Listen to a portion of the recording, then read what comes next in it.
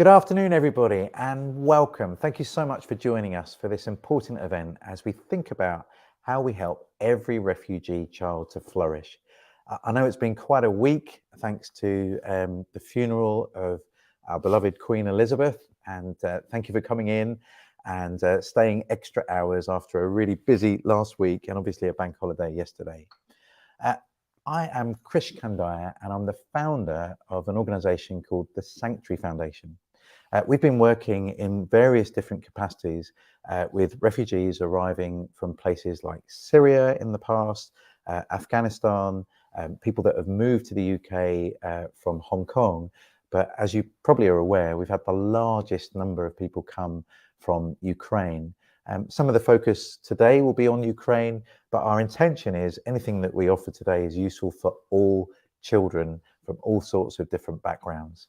Ukraine just presents us with a very urgent and fantastic opportunity to do some real good.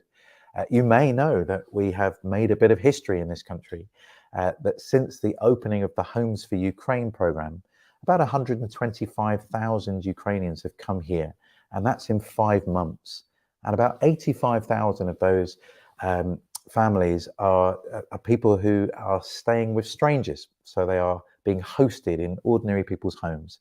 My home is one of them, maybe yours is too. And just want to say a huge thank you. Every time I meet a Ukrainian, they're so grateful to be here and for the support that people have given them. So thank you for what you're able to do. It's been a crazy few years, it seems, doesn't it? We had the COVID pandemic and schools did a fantastic job then. We're now in the middle of a kind of cost of living, energy crisis, lots of questions about how schools are going to financially deal with that.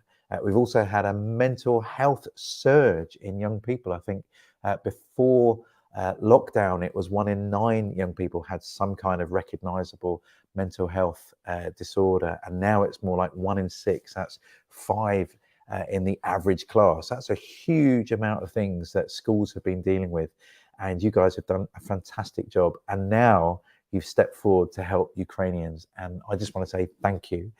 Thank you as a parent.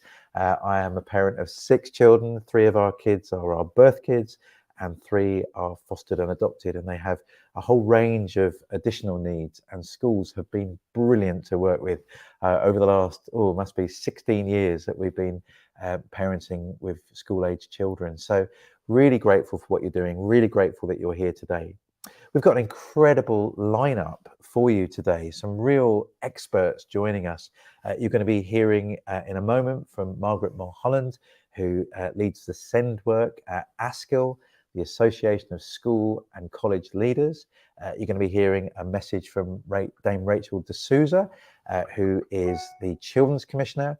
You're also going to be hearing directly from a Ukrainian refugee expert who is also a Ukrainian refugee.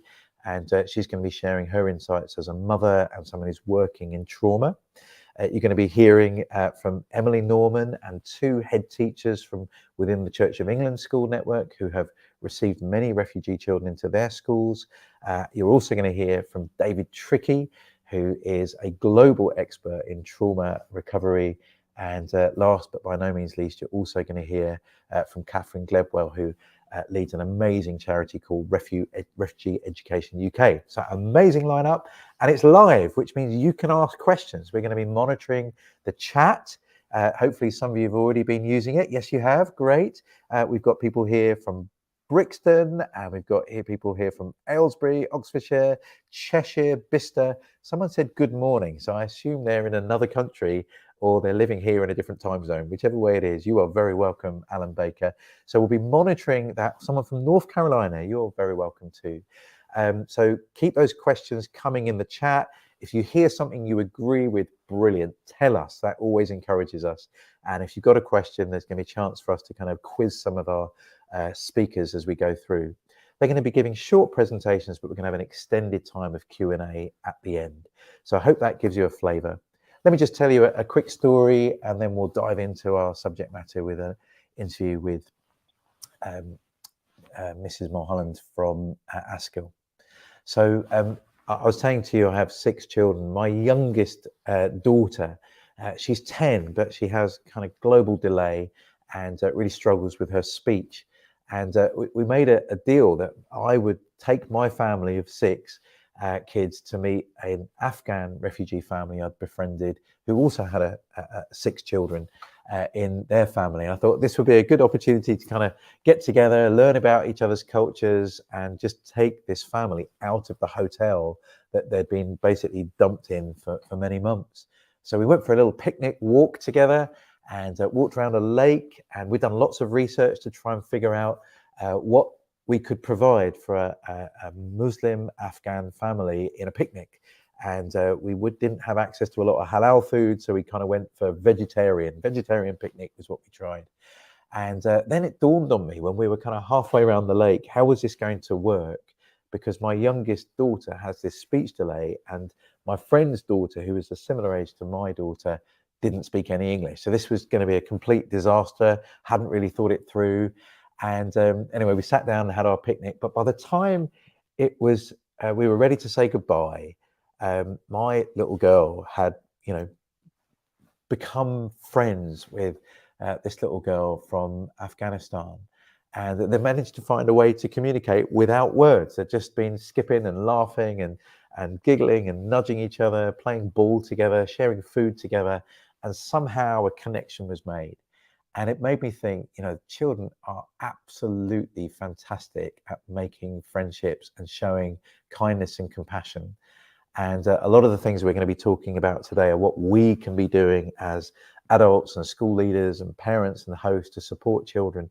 But actually, children themselves have an incredible capacity to show kindness and compassion to support other people. So we also ought to be thinking about ways we can release them to do the incredible, unrepeatable job that they can do. So we are now going to dive into our program. You are so welcome. Don't forget to make use of the chat. Lots of information is going to come up there as we go through.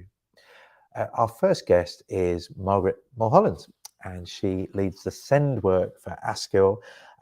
Margaret, thank you so much. I know you've got a lot going on with helping school leaders across the nation.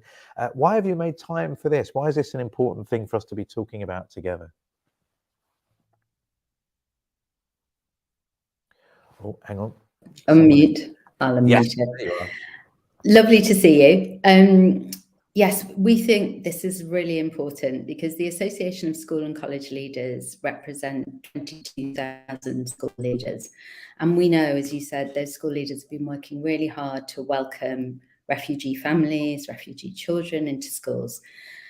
And what our members were telling me is that we think we've done a good job at welcoming, but we need to know we can sustain that welcome.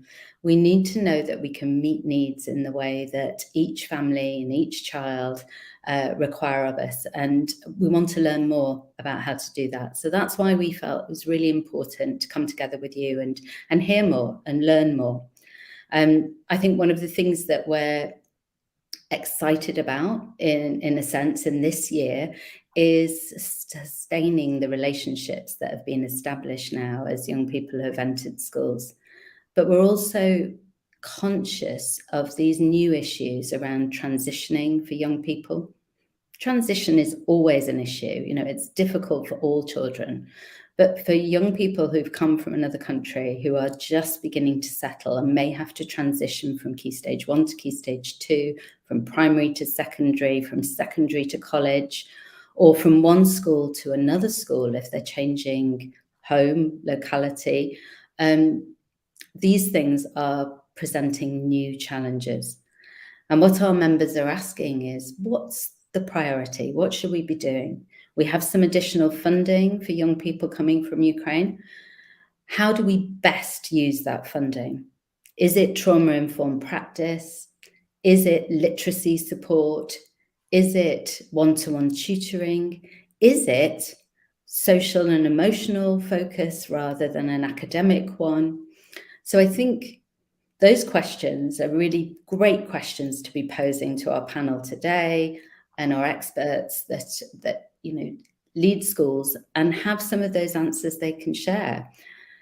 Collaboration is one of the best tools we have at our disposal. And I think listening to the voices of families, of young people, but also to other school leaders and other teachers can really help us ensure that that sense of belonging, that progress, that opportunity to thrive is really in place this year. Fantastic, Margaret. And those are really good questions. We are going to have a chance to throw questions at experts, of which you are one, and to see that. And I can imagine a need for all of those things that you've mentioned. But as you say, limited budget, how do we deploy that well? Let's make sure we raise that as we go through. So looking forward to hearing from you later on at the end when we have a bit of Q&A. But thanks for joining us, and we look forward to those questions together. Now, our next speaker is Dame Rachel D'Souza, who is the Children's Commissioner. She has a specific role about making sure that the UK is, or particularly England is her remit, is looking after the rights of children as put together by the United Nations Rights of the Children Act. And she's got a little message for us. Due to the Queen's funeral, her diary went a bit crazy, and so she sent us a little message because she couldn't join us live.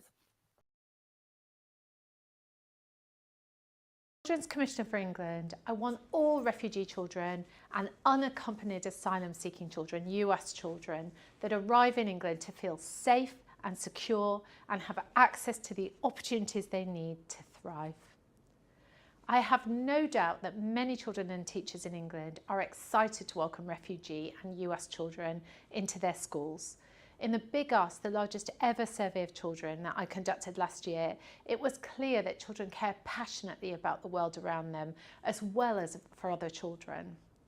Refugee children and US children have often experienced challenging and traumatic situations that impact on their well-being, and that's why it's essential that we all come together to support children to overcome the challenges they've experienced, whether that be separation from a parent or losing their home. Children arriving in England need access to a good education, safe accommodation and advice around how to gain financial support, even in cases where they don't have access to public funds. It's also crucial that children have access to independent advocacy and are aware of their rights. My advice and representation service, Help at Hand, frequently provides individual support and advice to US and young people who are navigating the asylum process. Last year, the service provided 50 US children with access to advocacy support and other practical support, including education and accommodation. The introduction of the mandatory use of the National Transfer Scheme, the NTS, for local authorities to move US from one local authority to another is an important step towards ensuring that children gain access to education as soon as possible. I regularly visit sites where refugee and US children are housed. These visits have shown me firsthand how impactful avoiding these transfer delays will be on ensuring that children can access education and other services that they're entitled to.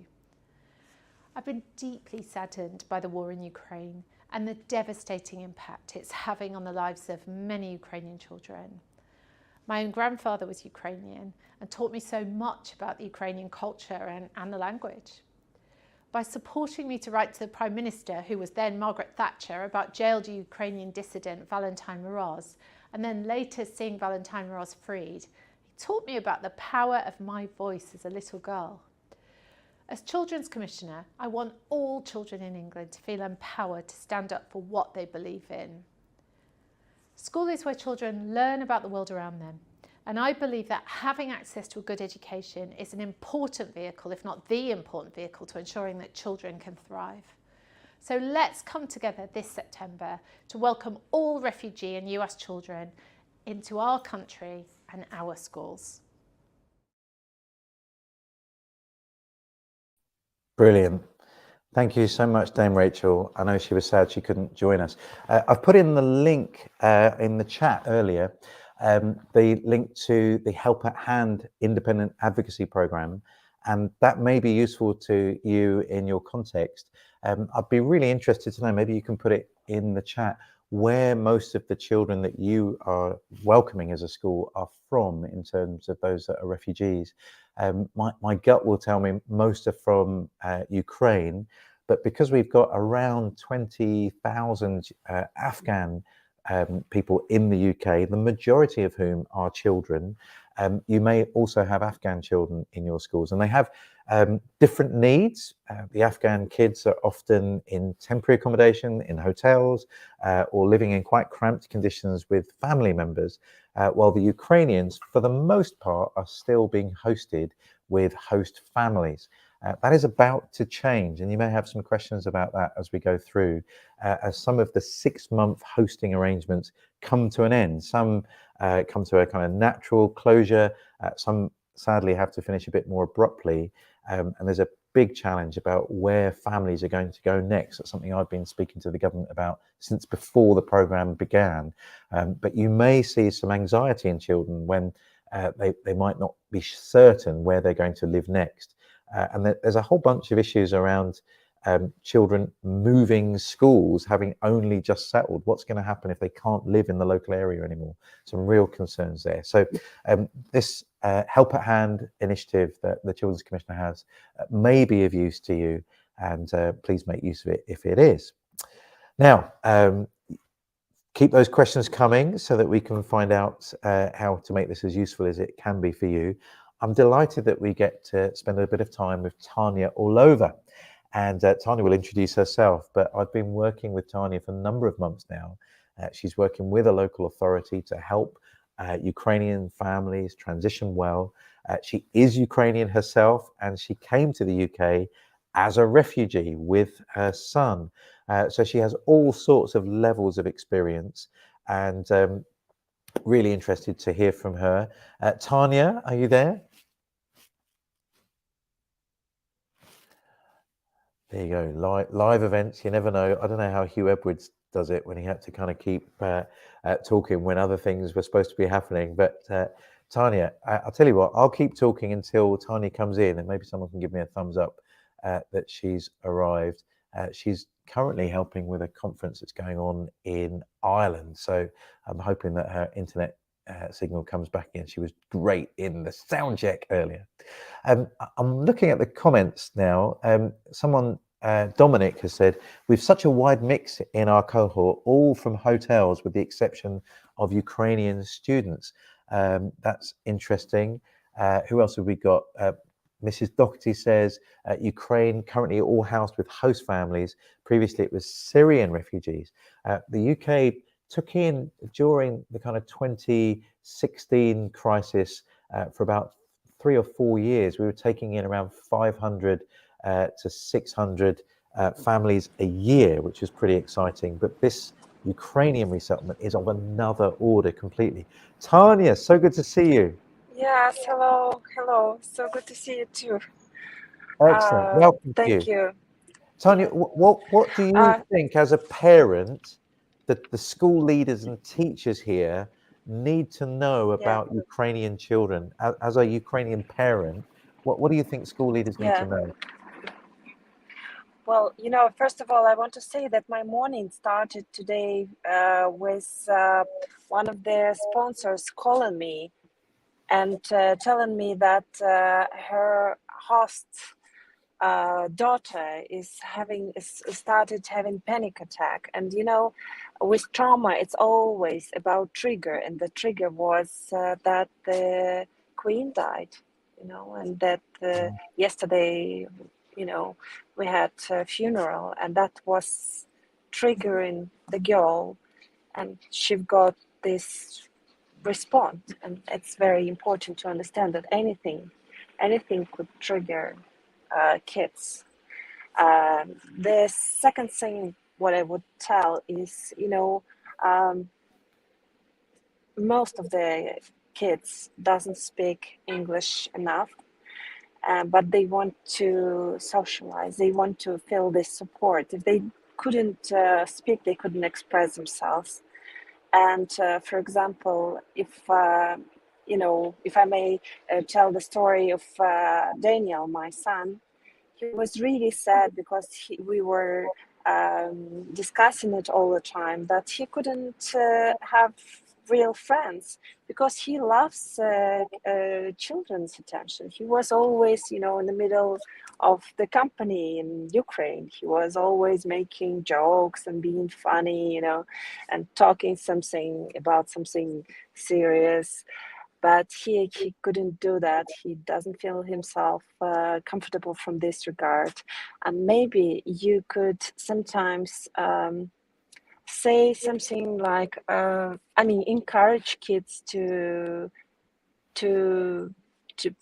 be closer, to be together, to support Ukrainian kids.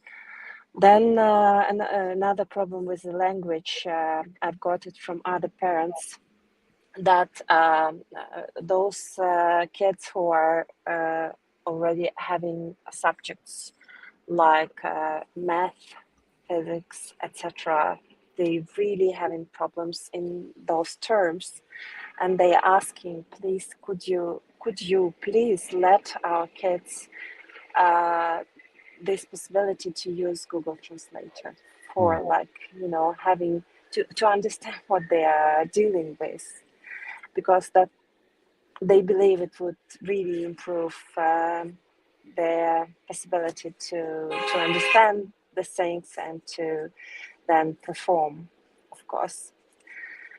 Yeah, and another thing, what many parents were telling me and asking if it's possible, and it's a little bit different in Ukraine. In Ukraine, parents can actually come inside to the school, and especially if it's a new school for smaller kids, for like first, second grade.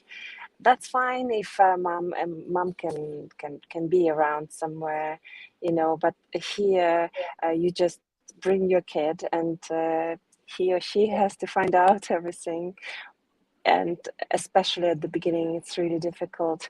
So maybe not letting, I understand rules are rules, right?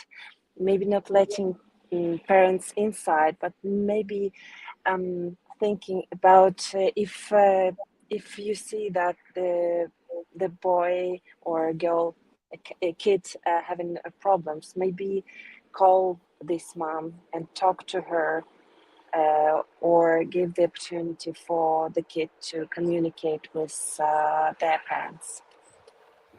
Thank you, Tanya. That's so helpful. Appreciate your time there. I guess some principles that come from what you've said. Margaret was asking earlier, how do schools prioritize what to invest in? And I think there's something powerful about speaking with children and their parents to kind of come to those conclusions together. The Ukrainian parents I've met, and indeed the Afghan parents I've met, are incredibly motivated to help their children survive and thrive in school. And so they will have a lot of insight that teachers could really benefit from.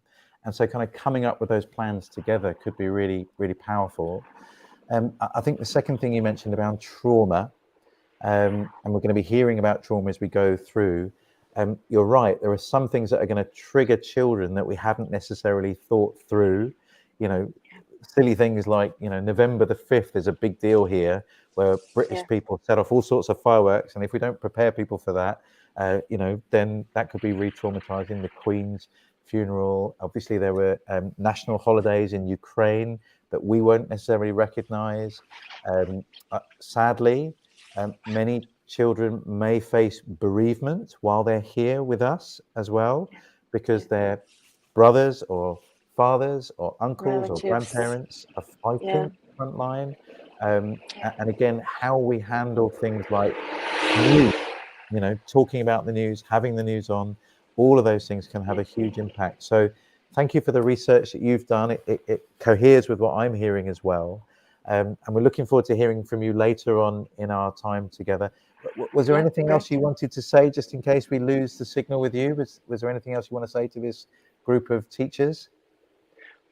Well, I only, when I was talking to all the parents, they were saying these things, but all of them were very grateful and thankful for the way you are doing it. There are many really, really great things in British educational system that we should consider of adopting maybe and then implementing in the Ukrainian education. That's great. Thank you, Tanya. Brilliant. Good to see you.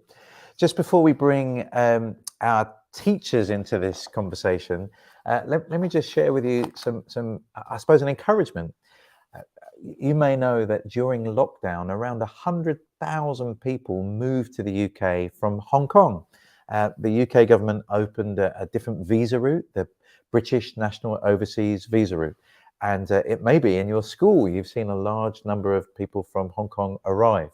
And I want to tell you that this should be an incredible compliment to the British educational system, because I've spoken to thousands of Hong Kongers, and the number one reason most of them moved, the kind of push factors were there in Hong Kong because of the changing political and human rights situation. But the pull factor to Britain, the number one pull factor was schools. And British schools have such a tremendous global reputation that families wanted to move here to take advantage of that. And I know that places like Sale near Manchester saw a large increase in people from Hong Kong because they did their homework and they found out the best rated schools, where were the most grammar schools. So it was fantastic. And again, schools in lockdown did a tremendous job welcoming people from Hong Kong.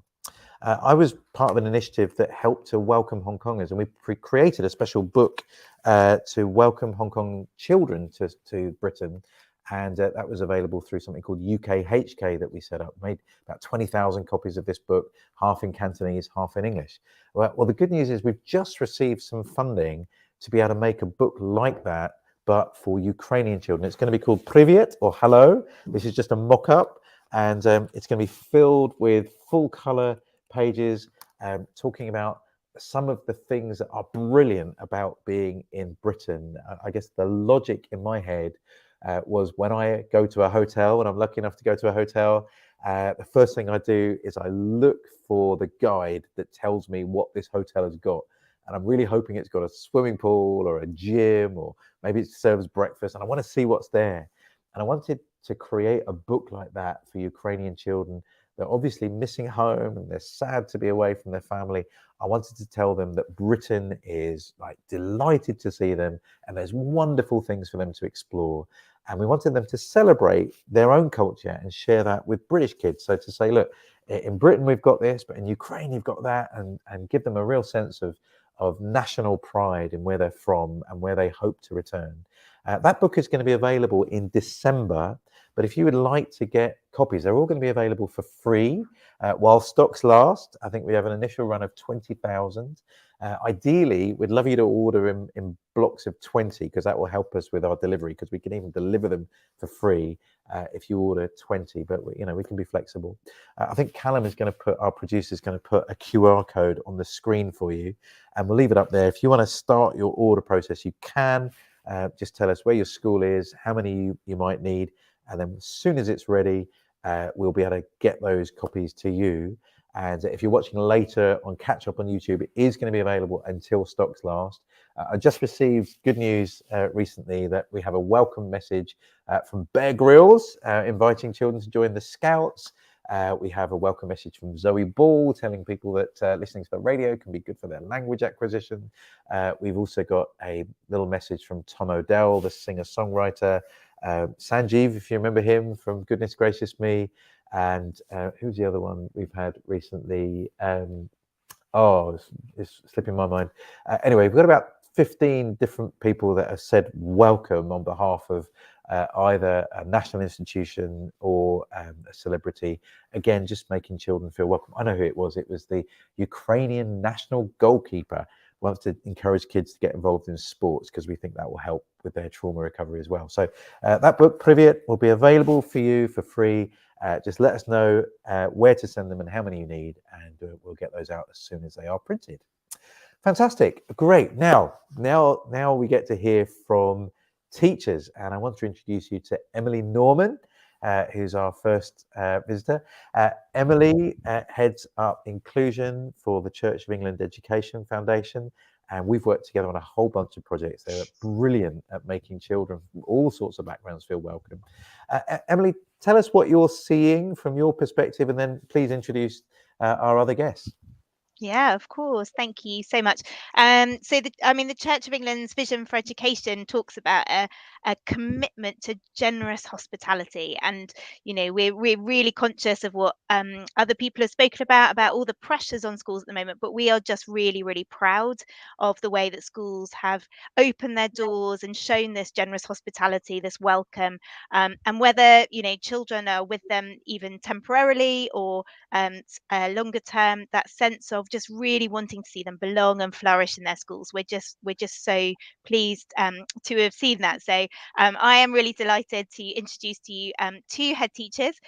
One works in inner city Bristol, the other in rural Somerset, and both have been fantastic at welcoming refugee families into their community and supporting them. So hopefully we can bring them in. It would be wonderful to hear from them what they have been doing. Fantastic. So I introduce you to Claire Wellborn from Easton School in Bristol and Jude Clements from Oak Hill School in Somerset. And I'm just going to ask them, welcome, lovely to have you both here. Thank you so much. I'm going to ask them some questions about what they have been doing in their own context, which I hope is helpful for other people. Claire, I wonder if you could start us off by telling us something about your own context in Bristol. Yeah, we're a school in inner city Bristol. We're a 2-form entry primary school, and over 300 of our children come from families who originally came from Somalia, so their parents are refugees.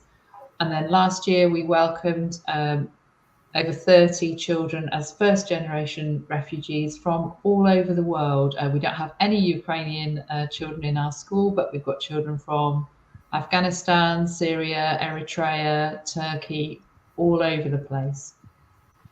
That's great. And Jude, tell us a little bit about your community.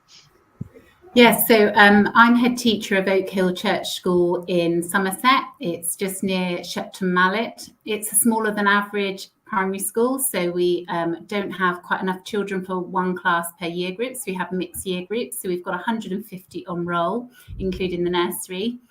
And I was approached at Easter time by some residents of the village who said, we're considering offering to be host families for some Ukrainians.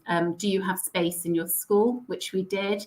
And it's been great, actually, because the village really doesn't have that diversity within its school community. And it's been an experience that we've embraced with open arms, really. That's wonderful. Thank you so much. Claire, if you could talk to us a little bit about what have you done within your school context to help welcome refugee families? What are some of the sorts of things that you have undertaken? So I think the first thing to say is that children thrive if their parents feel comfortable and happy. So we have a family worker who gives a personal welcome to every new family, helping them to understand things like how to catch a bus, to understand the British education system, all of those practical details. And then we have a new to the country group that meets so that people can share their experiences with one another. Then in school, because we have a lot of children speaking a lot of languages, we're often able to pair children up so that they can have a buddy who speaks the same language as them. We have a teaching assistant whose job it is to make sure that children who arrive in Key Stage 2 with no English are given English lessons, and we'll teach phonics to children who newly arrive at school. We also work with the children, so we've won the School and Sanctuary Award. So I'll just flash it up at you. So we work with children themselves to understand what it's like to be new and how to welcome a new child in their class. So they're part of the welcome too. That's brilliant. What can I just ask Claire a little bit more about the award, and because I think other people on the call would be really interested to hear more about that. What did that entail? So we put together a body of evidence showing what we do in school, and that's what we do with the children, what teachers do to make people feel welcome, and what we do with parents. We're a trauma-informed school as well, so that affects our behaviour system and how we welcome the children, what we expect from them. So that's all gone into that as well. We've put together a PowerPoint which showed all of our evidence. I think the summary of it is that it's about realizing that every member of the school community has to be part of welcoming those children. It's not up to one person or one welcoming committee. I'm sure Jude would agree. It's up to everybody to make those new children feel welcome, because otherwise they just won't. Yeah, that's wonderful. Thank you so much. It's a whole school culture endeavour, and it's fantastic to hear about how your school has really engaged in trauma-informed practice. It's something we're really passionate about at the Church of England's Education Office, and we know the difference. We've already heard from Tanya, from Krish, about the sorts of traumas that can come up for children and young people, and having as many staff as possible equipped to be able to support with that is just wonderfully helpful. Jude, what about you? What different adaptations and changes have you had to make in your school context? Yeah, so when war was actually broke out in Ukraine, we actually came together as a staff team, because we are sort of a very sort of farming, very, very rural community. We just wanted to know how best to approach this. And we did it in a very sort of subtle way. In collective worship every week, we lit a candle, and that candle was a focus. We would often have images in terms of the Ukrainian flag. I don't know if you saw some of the work from Charlie Mackesy with his illustrations as well. So we were subtly putting it in collective worship, and in classes, teachers were responding to the needs of the questions of what the children were coming up with. So it was very much child-led. So by the time in sort of the end of May, the children arrived and came for a visit, it was as if we had been expecting them. We had, because it had been a constant drip, drip, drip, it was, by the time they arrived, it was, welcome, you're here. And we didn't have the luxury of other people to help us with interpreting. Teachers became amazing at using Google Translate and translating things in the school to make the children feel very part of it. We invited the families in to cook for us and serve us Ukrainian food, which was delicious. One of the girls, the Ukrainian girls, was really very good at the piano, so she used to play for us, particularly in worship and in concerts. Another one was amazing at karate, so he demonstrated in celebration worship for us. And then before they arrived, we were talking about the war, as I mentioned, in classes. And one class actually felt they wanted to write a song in response to what had happened. And they started to write this song with their teacher. And then before we knew it, the teacher came to me and said, one of the dads is a professional producer. What's your thoughts about producing this song? So I just said, go for it. It's a great opportunity. And then he came in and he recorded the song with the children. And then it was felt that actually this song needed to be given as a gift to the Ukrainian community. So the Ukrainian community in the village meet at the village hall every week for a coffee morning. So on the last day of term, we went up to perform this song, and it was lovely because we've got quite a lot of media coverage with Kay Burley from Sky News, and also Points West came. What an amazing learning opportunity for all those children. And I was only speaking to the Ukrainian mums this morning on the gate, and they said that this is the highest level of welcome that they have experienced. You know, other people have experienced that lovely welcome, but they say this is exemplary. They just feel so loved by the community. That's incredible. Thank you so much. And that leads me on really well to my next question about what do you think the benefits have been for your school community, having refugees, having these families come and join your school community? Jude, should we start with you and then we'll move back to Claire? So sure, I guess we look a lot at the parables and the words of Jesus, and Jesus talks about in Matthew, doesn't he, that what you did for the least of these, you did for me.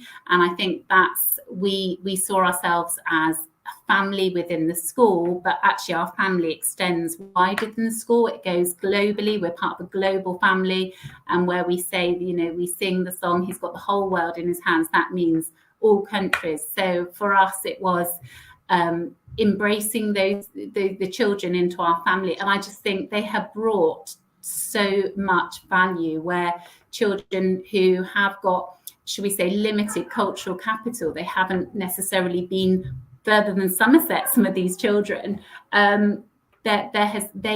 these children from Ukraine have really enriched us during their time, and their families, and the Ukrainian community as well, because one of the hosts actually has a translator who comes also and works in the school to help to translate and work through some of that Claire was mentioning, some of the trauma that some of the children experienced. Thank you, Jude. Claire, what about you in your context? Our school motto is being different, belonging together, and it's something the children talk about a lot, that they understand that we are a microcosm of the world, really. I think that also because we have got so many refugees, children are able to experience being a refugee and then welcoming someone. So we had 2 girls who literally were on a boat on the Channel on a Friday night and arrived in school on the Monday morning. And one of them sat next to another Kurdish girl in class, and that girl was able to experience welcoming her. So it's that feeling of being able to welcome when you've been welcomed yourself. I think that our children are really enriched by that, and they're excited when new children come and expect to find out lots of exciting things about them. It's wonderful, isn't it? For children whose worlds are being opened up by this experience, actually, it's really benefiting them. And also in terms of empathy, the levels of empathy that children are able to really develop, and when they're hearing about other people's stories, they're able to imagine themselves more in that story, and it really does develop that skill of being able to empathize well with others in their situations. And we do know, we've heard already, haven't we, about some of the challenges of school leadership at the moment. Lots and lots of different things that you're having to deal with on a daily basis, particularly at the moment with all kinds of budget constraints and pressures and energy and all kinds of things you're having to deal with.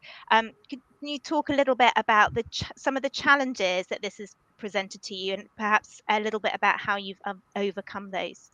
Claire, do you want to start us off? Yeah, I think for us, the sheer number of children that we've got in school who have been traumatized by their background can be difficult. It's easy to forget when you're looking at a class of 30 children that somebody has just arrived from a war zone, somebody else has arrived from another part of the world. So coping with the mix of those children can be difficult. And I think we've dealt with that by really looking at our behaviour policy as a school and adopting those trauma-informed policies, because we can't just assume that we've got a few children dotted around who've got difficulties. We need to change our whole approach. Yeah, that's great. Thank you, Claire. And Jude, what about for you? Yeah, I guess one of the challenges is just where they have such limited English, and where what we did was we put them in classes together so that they would have the support of each other.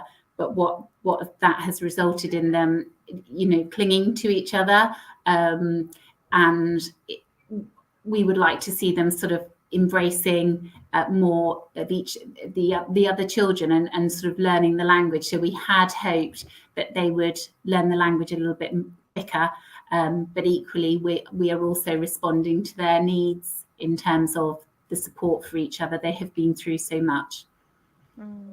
Thank you, Jude and Claire. Thank you so much for sharing with us this afternoon.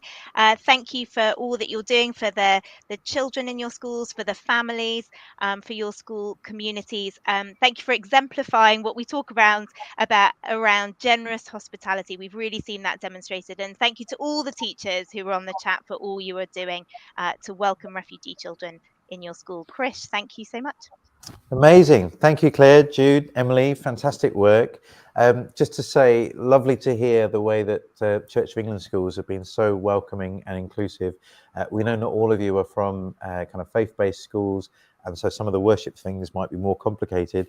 but still these wonderful principles, I think, are just beautiful. So well done, and congrats, Claire, on winning the School of Sanctuary Award. That's brilliant. I'm glad you had that to hand, and that's fantastic. Something to be very, very, very proud of. We have two more guests to introduce you to as we move towards the time of Q&A. I've seen some questions appearing in the chat already. Great. Keep them coming. We'll keep reviewing them. And all of our guests are going to be coming back, and they're going to be looking also in the chat to see which questions that they are best placed to answer. But it is my delight to be able to introduce you to Dr. David Trickey, who is a consultant clinical psychologist, and he has an amazing CV, and he is a world expert when it comes to trauma. He works with the Anna Freud Center, and we've had the pleasure of working together on lots of different projects, including some of the trauma that Hong Kong children are facing. David, we recognize across the UK there is a kind of mental health surge in schools, and we know that CAMS services are pretty overwhelmed already. What is it that we can be doing as school leaders to kind of almost act as some kind of trauma first aid? We're not claiming to be clinical psychologists like you, but are there ways in which school leaders can structure things, do things, change the culture in schools that will make trauma recovery easier for some of these kids that have experienced so much already? Thank you so much for joining us, and over to you. Thanks very much, Chris. It's a pleasure to be here. Thank you for having me. In answer to your question, is there something that can be done? Yes, is the easy answer. Now, I'm not suggesting that all teachers should become therapists, but I am suggesting there are things that teachers and schools can do that will be therapeutic and can really help to create that environment for recovery. So I'm very much a therapist. So if I see a child for 1 hour a week, that means there's 167 hours in that week when they're with other people, families, but very often with schools and teachers and the other staff at school. And I think there are things that can be done that can really help the opportunities for recovery. So if we think about the way that children, young people and families respond to potentially traumatic events, in fact, some of them seem to be pretty unaffected. They seem to sail through things without having too much difficulties. Others will begin by being really distressed and have a lot of difficulties. And many of those, actually, they will recover. And over time, that distress and those difficulties will reduce. For some of them, they'll keep that high level of difficulties. And those are the ones that hopefully can make it to therapy, either with myself or with CAM services. But for me, the question is, what can we all do as a society to really enhance the chance for recovery? What does the evidence say, the research evidence say about that environment where they are most likely to be on that recovery trajectory? Now, the good news is that the work has already been done for us. So quite a while ago, 2007, there was a review of all the literature, all the stuff we understand about trauma, and what are the elements that we need in that recovery, in that environment to best help young people to recover. And based on the evidence, they came up with 5 principles. And what I love about these 5 principles is that they are very sensible. There's nothing outlandish that I'm about to describe to you. They are principles, not a prescription. So I can't tell you that you must do this and you must do that. I don't know your schools or your children or the individuals coming there, but there are these principles that you will know how to put into place in your classrooms, in your playgrounds. And I like the fact they're based on the evidence. They're not just someone's had these ideas. This is based on pretty solid evidence. And these 5 principles are: how do you help the young person and the family and the children to feel calm, to feel safe, to feel connected, to feel hopeful, and to feel they have some sense of agency. I'm just going to speak a little bit about each of those 5, if that's okay, in this short time. I guess I wish there'd only been 3 because they would be easier to remember. But, that's not what the evidence gave us. The evidence gave us these 5. So one of the first ones is this sense of safety. The trouble with trauma is that it undermines our sense of safety. We like to believe that the world, generally speaking, is safe enough. If you've experienced traumatic events, sometimes that idea, that assumption is taken away from you. So how can we help children to feel safe given what's happened to them? And just in that bit I was listening to before I came on, Claire was talking about those children that have been on a boat was it the Friday night and in school on a Monday. Well, actually providing that structure, that stability and that predictability is one way that people can start to regain their sense that the world is safe enough. So, and schools are so brilliantly placed to provide structure and familiarity. It's one of the things that will help that person to start to feel safe. How can we reduce their exposure to further trauma? So there may be things that school and the school community can do to actually reduce the chances of them experiencing further trauma. And how do we make sure that their basic needs are being met? Let's not worry too much about therapy yet. Let's make sure they're being fed and they've got clothes and they've got a good enough shelter. How can we make things as consistent as possible? Now, of course, when you're running a busy school, you may not be able to have things super consistent all the time. But what efforts can we make to increase and maximize that sense of consistency? When it comes to talking about the past, I don't think it's a good idea to make people talk about their experiences, but neither do I think it's a good idea to avoid them. So if a young person starts to talk about what's happened, I think the trick is to allow them to tell their story. That's one of the ways that they will process these memories, is by telling the story. And rather than waiting on the waiting list to see someone in CAMS, if they're able to tell someone along their journey, along the way, about what's happened, I think that can be really useful. So the first one is this sense of safety. The next one is, how do you help them have a sense of calm? How do we help people to regulate their emotions? If any of us experience a stressful event, then we might have a shot of adrenaline. We have that energy to help us get out of the way of the runaway truck or to push someone away who's trying to take our phone. And then it comes back to our resting level. If you experience a traumatic event rather than a stressful one, actually often you stay on this higher level of arousal. So it's very difficult to relax. It's very difficult to calm down. It takes much less to push you over the edge. So what is it that we can do in whatever our role is to help young people to calm themselves, to take control of their nervous system, if you like? Now, that might be that for some children, that'll be going off and having a game of football. For others, it'll be listening to music. For others, it'll be having a cuddle with someone. And one of the things I think is amazing about teachers is, in fact, teachers are doing this all day, every day already. But you do it with multiple children at the same time. You have to get them in that zone where they can learn. So some of them will be kind of too hyper aroused, and you have to help to bring them down. Others will be too kind of under aroused, and you have to kind of be exciting and get them in that place. So these are skills that teachers already have. This is not a skill that you have to learn, but it might be a skill you have to put into action with a bit more creativity and a bit more thought because of the trauma history, which means they may be operating this higher level of arousal. Now, the next principle is this sense of connection. How can you help people to feel connected? Very often following trauma, people feel isolated and alone. And research consistently points to the idea of support and connection and attachment, almost like antidotes to trauma. So these are the things that really help people to get through these experiences. And it was interesting hearing that story of the children clinging to each other and how you'd hoped that they would kind of expand their social circle a bit more. And I'm sure they will. But actually right now they need to kind of ground themselves. And I think clinging to other people who perhaps have been through something similar, who that they can communicate with, that's absolutely the right first step. And then as they start to grow roots, as they start to feel more relaxed, they'll be able to open up their social circle. So what can schools do to enhance the opportunities for social support and connectedness? And can we work out who is it that's isolated? Who are the ones that are quiet? Often it's the loud ones that take our attention, but who are the children we might be missing because they're quiet? Can we make sure that they are also connected? Sometimes traumatic events can shatter someone's assumption that they have a bit of control over what's going on around them. We like to believe that we have some control, but traumatic events will often take that assumption away. So how can we help them re-find that sense of agency or self-efficacy?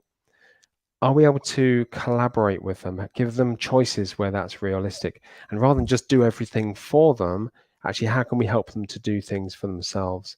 And it it can be very tempting sometimes to rush in and help and rescue people. But actually our role is to help them develop the skills and the ability to do things. I have a 7-year-old. If I tied his shoelaces every time they came undone, he would never learn that skill himself. So it's important that we understand our role here is to help people to make decisions for themselves and to do things for themselves. And then that last one was a sense of hope. How can we help people to understand about their futures and to look to their futures with a positive outlook, given what's happened to them? That may be a real challenge. And we don't want to minimize their past. We don't want to say, oh yeah, but don't worry, what about the future? So we really want to listen into their stories and their distress, but also help them to realize what skills they bring with them. What are their resilience factors, if you like? How are they coping with this stuff? Yeah, this was really difficult, but how have you coped? What strengths have you brought with you that are enabling you to cope with this? And how are you going to put those strengths to task in the future? So beginning to help people to think about the future with this sort of positive with positive ideas can be really helpful. So those are the 5 principles that the evidence would suggest are important. How do you help people to have a sense of safety, a sense of calm, a sense of connection, a sense of control, and a sense of hope and optimism? One of my jobs at the moment at the Anna Freud Centre here is on a project called the UK Trauma Council. And what we do there is we produce resources to help those working directly with traumatized children and young people. And we're currently just about to release our resources for critical incidents in schools. How do we help schools to create that environment, drawing on those 5 principles? But over the next year, we will also be producing resources specifically for those working directly with refugees and asylum seekers. And we'll have a big chunk of resources for teachers and school staff. So please do feel free to keep checking back to our website, the UK Trauma Council, to see as those resources come out. We draw very much on the council, as we call it, which are the UK's leading child trauma experts, who work very closely with children, young people, and organisations doing the actual work as well. And we're very firmly based on the evidence. And we very much welcome feedback on any of the resources that we create. So that is a real whistle-stop tour of how we can create that environment where children are most likely to recover. David, thank you. That was so helpful. I've made loads of notes. I'm glad I wasn't on the screen. I mean, I can copy everything down. And lots of this is chiming in with my experience as a foster carer. That there seems to be a very similar set of issues that refugee children are going to face. So absolutely wonderful. We've put the link to Trauma Council into the chat so people can follow up. And as soon as we see any of that material come out, we'll do a big blast out to make sure everyone can make use of it, because it's so helpful to have those. And what I love about it is, this is, I'd love to tell you there's lots of government money coming to solve all these issues, but these are things that we can all do right away, and it's just changing our posture in terms of dealing with children. So thank you for that. Please stick around if you're able to. We're going to have a bit of Q&A after our last speaker, and do keep those questions coming. We're keeping notes as we go through on what we're seeing, and so are our other guests. They're following along to see which questions they want to ask and answer. But our final guest speaker is Catherine Gladwell, and Catherine Gladwell is the CEO of Refugee Education UK, and they've been doing fabulous work. We've focused a little bit on Ukraine, but I hope you've heard all the way through. We have real interest and concern for all children, whether they're refugee children, unaccompanied asylum-seeking children, or other children with our school. We want to see them all flourish, and it's great to be able to welcome Catherine. Catherine, help us here. There's so much we've been learning. What are maybe 5 things that we could really dig a bit deeper if we want to take this a bit further? Thank you, Krish. I just want to, before launching into those 5 things, I just want to say thank you to David and pick up on his last point about hope, because that is something that we talk about a lot at Refugee Education UK, and it's because of what young people say to us. so many young people tell us that education is the only forward-looking thing in their lives. And I find myself telling people this all the time, but so much is backward-looking for them in terms of if they're having to talk to a solicitor to make a case for asylum in the UK, it's examining what's gone before. If they're talking to a therapist of some kind, examining trauma, it's often taking a similar vein. And the number of times that we have young people say, when I'm in school, that's the only time that I think about the future and I feel hopeful. It's just incredible. So we really do see just the kind of physical fact of being in school on a day-to-day basis contributes for giving something of that hope for the future. And so as a teacher, you're part of that. And so thank you. Okay, so top 5 things that schools could do to take forward some of the amazing things that we've touched on today. Of course, the challenge is that there are 100 plus concrete things that you can do in response to all of this. So what I'm going to do is give you a combination of the very basic, if you only do 2 things after this webinar, do this, and then give you 3 distinct avenues that you can explore, each of which will also give you multiple micro and macro level of things that you could implement according to your own particular contexts. So starting with the 2 basics, every time research, and that's research done by us in partnership with UNICEF over the last few years, research done by UNHCR and many other bodies, it all shows that the 2 key barriers to refugee children thriving in education are 1, challenges with English language, and 2, challenges with mental health. So my first top thing to do as a result of everything that we have heard today is review and try to pick 1 thing that will improve the English language support in your school. And I know in recent years it's been a very challenging landscape in terms of the EAL context. But specifically, I would really encourage you to check out the wealth of resources from people like NALDIC and the Bell Foundation, and that latter in particular, the Bell Foundation, have recently produced resources specifically about working with refugee and asylum-seeking children in the English as an additional language context, and there's some really useful things there. And then I'd give you 2 tiny examples of good practice. As I said, obviously good practice is kind of contextual, and you listening today represent so many different types of schools and context. Hence saying that conducting a review and identifying 1 thing that works for you is the top thing you should do. But 1 example from each end of the spectrum that we've seen be particularly useful across the about 300, 400 schools that we work with across the country. At the lower end of the resources spectrum would be introducing English language lunchtime or after school clubs for newly arrived young people, sometimes manned by volunteers in partnership with a voluntary sector organisation, sometimes manned by people from within the existing school team, through to, at the more kind of intensive resource end of the spectrum, consider your actual GCSE provision, and we've worked with a number of schools who've been able to develop a bespoke package of GCSEs for secondary school children with embedded English language support. So particularly for those children who arrive sort of year 9 type of level with high levels of subject particular knowledge, comparable to being able to pass a GCSE, but with real gaps in their English language. And they've developed some really innovative curriculum packages with EAL integrated. So number 1, review and improve the English language support in your school. And those are a couple of examples of things that may or may not come up in your context. 2, and this is going back to what David has just been talking about, review and again, pick 1 thing that you can do to improve the mental health and wellbeing support for refugee and asylum seeking children in your school.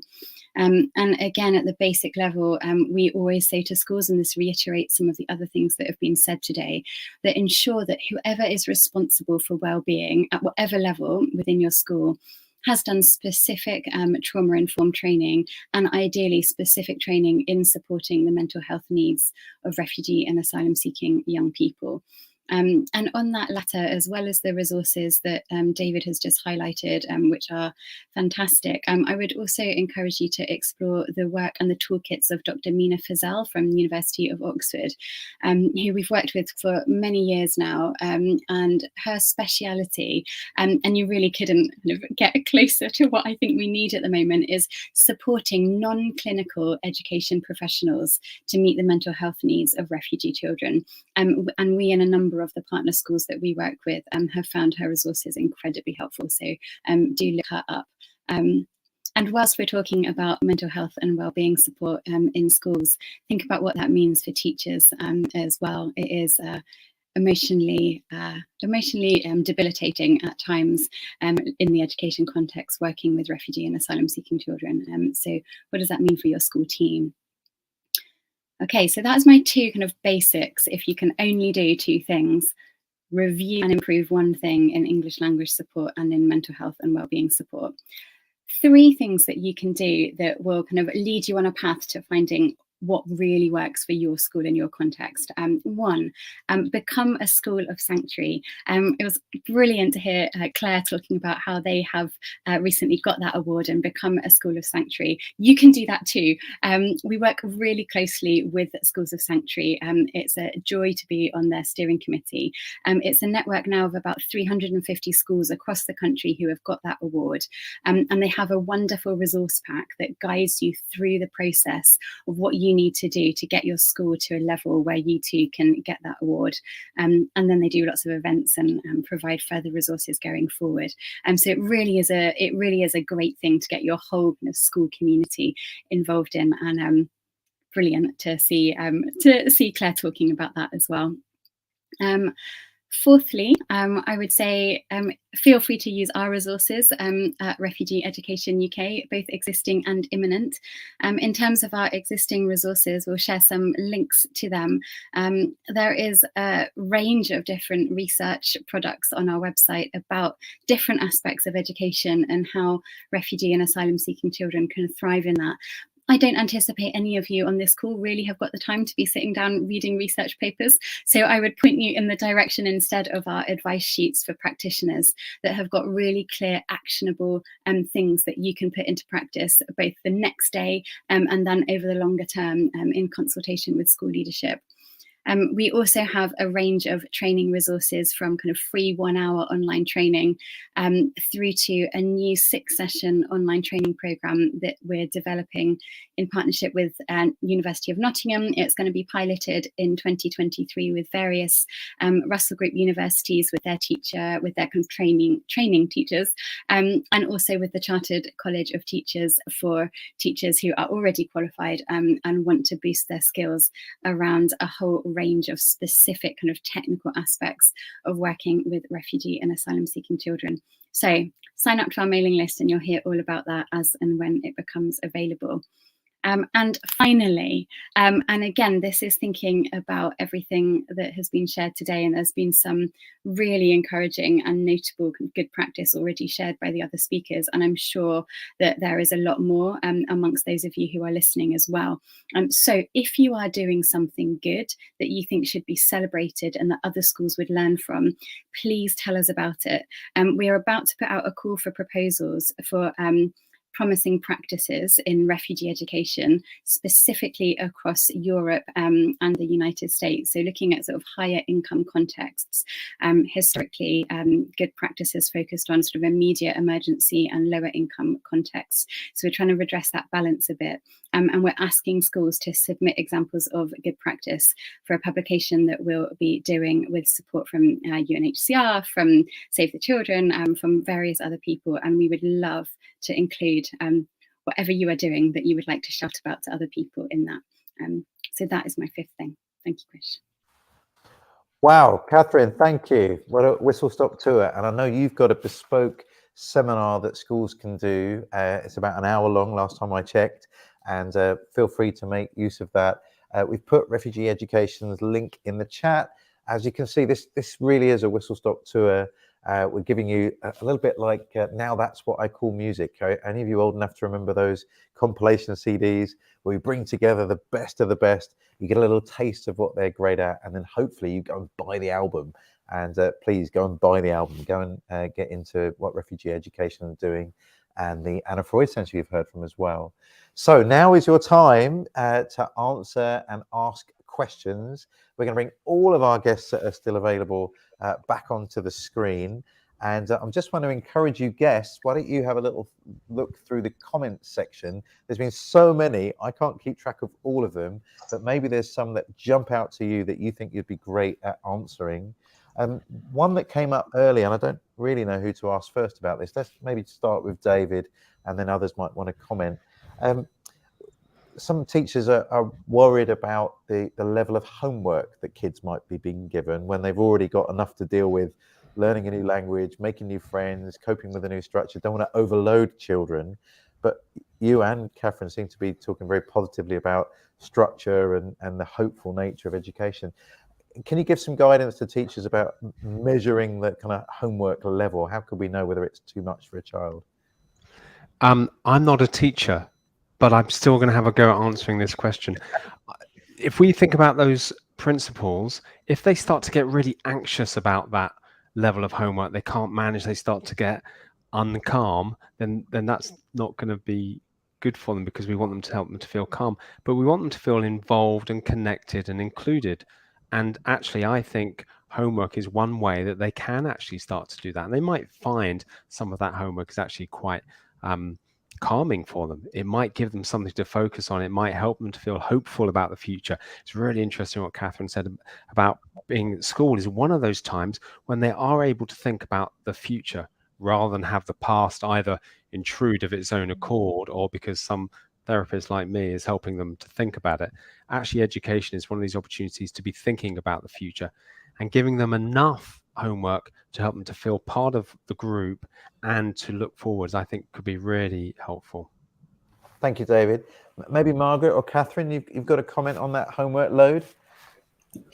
Yeah, I think that's, I'd really back up what David's just said about that sense of inclusion, because as soon as we start to adapt too much and we do differently, we see that problem across the piece in schools, that it separates and it segregates. And what we're trying to do here is genuinely and authentically include. And I think teachers are much better than they think at adapting. And they're much better at noticing than they sometimes recognize. So I think some of the messages that have come through this evening are, the importance of noticing and the importance of adaptive teaching. So especially from a special educational needs perspective, for example, don't always need to do differently to support young people. Often just need to have that greater sense of awareness. I always say a great teacher is a great detective, and I think that really holds true in this space. That's brilliant. I would say as well that when children arrive at school, we don't know what their capacity is going to be. And although some children arrive very traumatized, they're very closed, other children are just desperate to get on with being at school. And some of them learn really quickly. And for some children, doing work is something that is a safe place and an enjoyable thing to do. So we need to let them have a go at getting on with it. That's really helpful. I mean, your fifth point, David, about agency, I guess that says this might be a negotiation. We might want to speak to the child and let them kind of determine their own level. You're so right. A friend of mine is she's both a host to Ukrainian refugees, but she's been looking after unaccompanied asylum-seeking children from Afghanistan. And 2 of the 13-year-old boys that she looked after came to Britain with 0 English, but within a year, they were top of the class in chemistry, and she was shocked at the progress they made. I think it is about this taking back control, being able to choose a direction for your life, having some area that you can actually excel. I think maybe that's right. A few questions being asked about, kids moving. So, for example, the Afghan families are in hotels. We don't know quite how long they're going to be in any one area. They might be moved somewhere else. Same could happen with our Ukrainian friends in some parts of Ukraine. People feel safe enough to go back again, and a bit of toing and froing. how do we as schools kind of cope with that, deal with that? Because obviously we recognise the need for safety and security and consistency, but we're not in control of all the factors. Have you got any guidance for us about how to keep that consistency when we just don't know how long children are going to be with us? Who wants to have a go at that one? We tend to make sure quite early on that the children have had a chance to tell their story. Sometimes doing quite a lot of drawings. We use long pieces of very long pieces of paper. So if they've told their story to us, then that's a really protective factor if they need to move, because they can literally take that story with them, and then they're not starting again as complete strangers in the new school.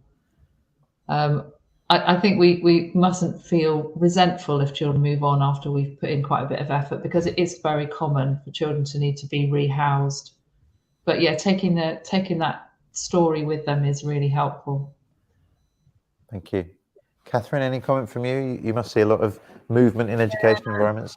Yeah, you're right. I completely agree with what Claire has said. And I think it's worth looking at from two angles. One is kind of what does it mean for the child, and the second is what does it mean for the school. And in terms of what it means for the child, I think Claire's absolutely right. It's about what can you put in place to make that transition as smooth as possible for the child. And I, working with a child, someone from our team happened to mention this in our team meeting this week, who's just had 3 moves in the last year, three entirely new schools in the last year. And they said, but the first school I went to made me feel so welcome that when I started the second school, I felt less anxious. And that, that feels like a tiny thing. I think, well, that's a win then. That wasn't wasted time. I wish they hadn't had to move, but they did. And they also kept really good records. So telling their story, like Claire said, but the teacher had kept brilliant records of all the assessments, the English language assessments, how they had adapted things across different subjects for this child. And they passed that all on to the new school. And so they kind of saved that school redoing all of that work, because we see that happen, unfortunately, all too frequently when that assessment work is just done multiple times, which is a waste of time for the school and exhausting for the child. So that was done really well in this case. And in terms of how it works for the school, again, thinking of one of our partner schools who enrolled 30 Afghan girls, this is a secondary school, enrolled 30 Afghan girls pretty much overnight at the request of the local authority. And after 2 months, which was just enough time for them to set up what was actually a fantastic support program for those girls, almost all of them, I think they were left with 5, almost all of them were moved out of London to a new area. But in terms of kind of debriefing with that head teacher, one of the things that she said was, actually we recognise that it was 30 Afghan girls that week. Now they've had an influx of Ukrainian children, and they're using what they put in place with those Afghan girls. Tweaked and changed, of course, but for the Ukrainian cohort. And I think what we're seeing is this sort of changing perspective that actually we're not dealing with just one crisis at a time anymore. What we need is a change of perspective that says, what are the things that we need to put in place to enable our school in the long term to be able to respond to like crises of displacement as and when they happen, and trying to learn from each time that it's frustrating to see children have to move on, and what we take from that for the next time. That's so helpful. This recording history and allowing children to tell their story, it reminds me of the life history work that foster parents do with children in care, where you're trying to preserve the good memories, the good aspects of the previous family, give the child a sense of history.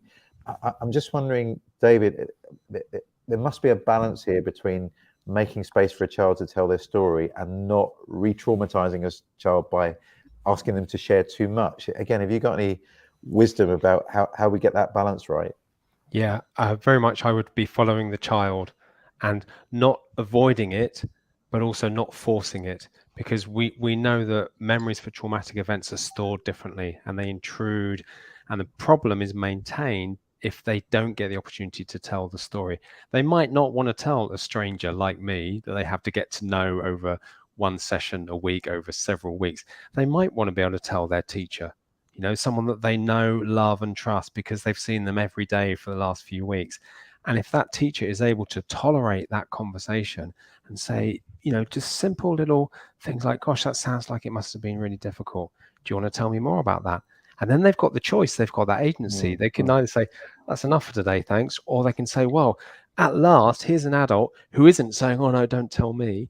And they can start to tell the story, and they can start to process the memory. And that's the way that we change the quality of the memory.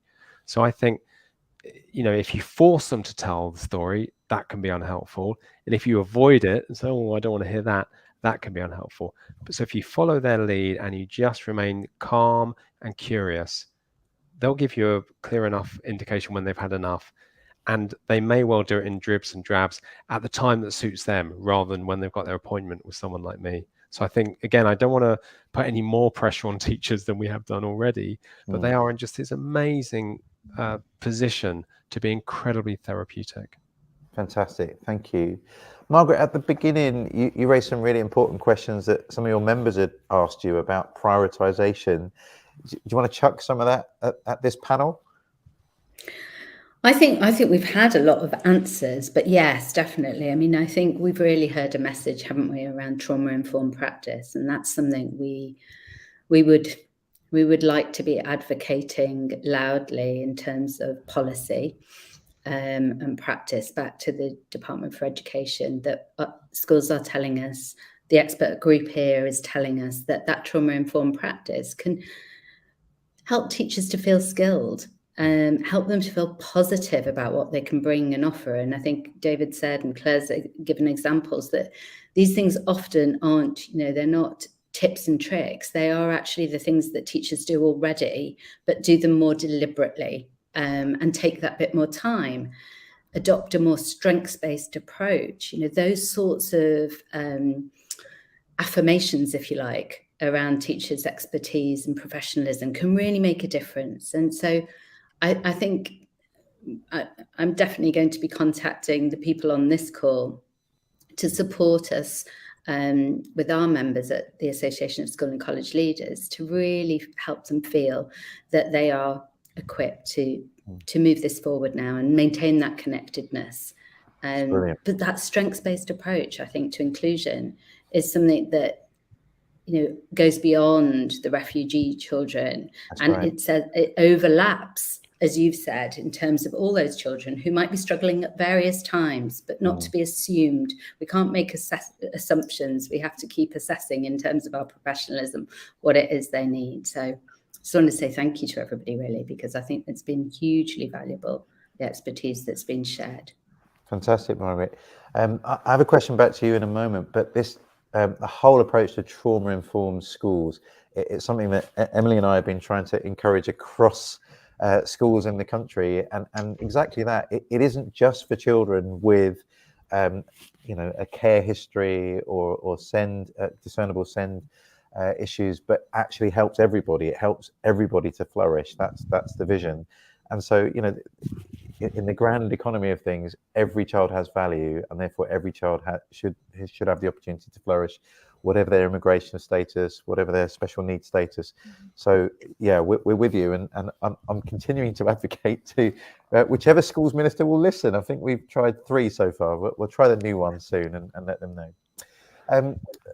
Interesting question came up about, look, teachers are carrying a really heavy load already. They are the front line for kind of mental health support. I think with the cost of living crisis, we can expect them, to be recognising poverty and other issues there. I guess with school leaders on this call as well, what do we need to be putting in place to make sure that the teachers are cared for? Caring for the carers, as it were. Any wisdom from this group at all? I'll pick that one up if that's all right. We talk a lot about how, in order to have flourishing children, they need to be in schools with flourishing adults. And it's absolutely critical that the adults who we're asking to do exactly what David's just described and hold those anxieties and those stories that the children are coming with, they themselves need to be able to have somewhere to go with the impact that that's having on them. They need to have that ability to be self-aware enough to see when they're being triggered by something, and to be able to create those cultures in the classroom where exactly what we've been talking about, those trauma-informed classrooms where you are creating those safe environments, it can take a toll on the adults in our classroom. So it's really, really critical. People like Claire do an incredible job of being that kind of safe base and that kind of safe pair of hands for their staff, to enable them to feel like, actually, when it is getting too much, perhaps I need to tap out and I need to have a moment to be able to go and talk to someone or take a breath, or I used to go and walk around the block and just get them some fresh air. You know, you need those moments to be able to step away if it is feeling difficult, to enable you to replenish, to be able to come back and be present for the children. It's really, really critical to be able to do that, to have a culture in the school where you can talk about those things, where actually there's not a shame culture in talking about, actually, I'm finding this really challenging. To be able to share that with one another is really critical. So we would just really encourage school leaders to enable that for their staff. I know it's not easy always with all the different pressures going on in schools, but we see the benefits that it has, both for the well-being of our staff and for the well-being of the children in the classrooms. And to do it for one another, you know, to join networks, to come together. Thank you for sharing our network. David has been part of our network, and Claire's talked about trauma-informed practice, coming together in groups of people to be able to share these things with one another. Really important. So helpful, Emily. Anything from you, David, about teacher support? Yeah, I mean, those 5 principles I mentioned, we talked about putting them in place in the classroom, but they also should be in place in the staff room as well. So those same 5 principles will be the ones that help us to really cherish those teachers who are very precious, and we should be looking after them. Not because I'm soft and I want to look after teachers. I want the best for the children. And the best we can do for them is to look after the teachers so that they can help the children to flourish. Fantastic. We are coming into land. I just want to give each of my wonderful guests a chance for a kind of last message to the school leaders, teachers, TAs, maybe parents that are kind of watching today. Anything you want to say to them as your kind of farewell message? Let's start with Catherine, then go Emily, Claire, Margaret, and David.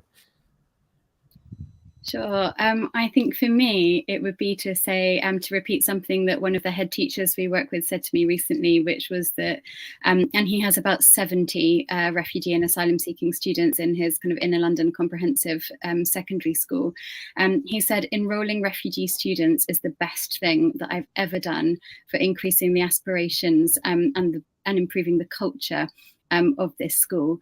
So essentially taking children who have not taken education for granted because it has been taken away from them and then they've got it back, has radically changed the culture of his school for good. And so taking that asset-based approach to enrolling refugees and asylum seekers into your school and keeping hold of that when you're struggling and seeing all of the challenges. Fantastic. Thank you, Catherine. Great insights throughout. Emily, over to you. Just to say, whether you have students come to you even for a few days or whether it's years, actually the difference you're making to their lives is really significant. And the way that you welcome children and families into your school community can have an impact on the rest of their lives. And just thank you for all you're doing and being so generous and hospitable. We know it's not always easy, and we're really grateful for all you're doing. Brilliant. Thank you, Emily. Good work today. Thank you. Claire, over to you. I would say, don't be afraid. You've got what you need, because what most of these children need is structure and safety and fun, and those things are all available in schools. So just get on with it. Be confident. People are coming to the UK. Some of our families have specifically come to the UK because they've decided that this is where their children can get a good education. So yeah, be confident. Thank you, Claire. Great work. Margaret. I think I'd say thank you, a huge thank you to everything school leaders and teachers are doing, and people like Claire who are doing fabulous work. But I think it'd go back to that professionalism, recognising, as you said, Claire, that they're doing it already, they have the tools, but recognise that as a professional attribute, that the way in which schools support inclusivity, and they do that really well, is a professional attribute, and we don't shout about it enough. And I think that is the sort of topping up, if you like, that teachers and leaders need in terms of recognizing that rich professionalism that they bring in terms of including these young people and their families. So thank you. Such a positive approach, everyone. Thank you, Margaret. David, last word from you. Yeah, I would just build on that and say research tells us that there are things that we can do that will have a positive impact on these children and young people. And as we've heard, many teachers are already doing those things. So just keep doing it and do more of it, and make sure that you're looking after yourself so that you can keep doing it. Wonderful, wonderful. I mean, it's the day after the biggest television event in history, the death and funeral of our Queen. And I guess the thing that she was most famous for and most prized for was not her great wealth or the crown or the dogs. It was the person she was, and it was a person committed to service. And I see that same spirit of service in so many teachers across the country. You are heroes. You might not get the same kind of fanfare that our Queen has received, but you are heroes, and we're really grateful for what you're doing for every child in your school. And thank you for what you're doing, especially for those that are more vulnerable. So brilliant. Thank you for joining us. This recording will be available afterwards, so please feel free to share it with school leaders, TAs, teachers, parents, anyone that you think will find this helpful. All the resources, the links are in the chat, and we'll email it out as well to you. But huge thank you to all my speakers today and those that had to drop off. Thank you to Tanya and Jude as well. She did great work there. And we'll keep you in touch. Sanctuary Foundation is continually putting on these kind of events, bringing experts together to try and make sure that everyone is flourishing. So thanks for joining us, and see you all again soon. Thank you.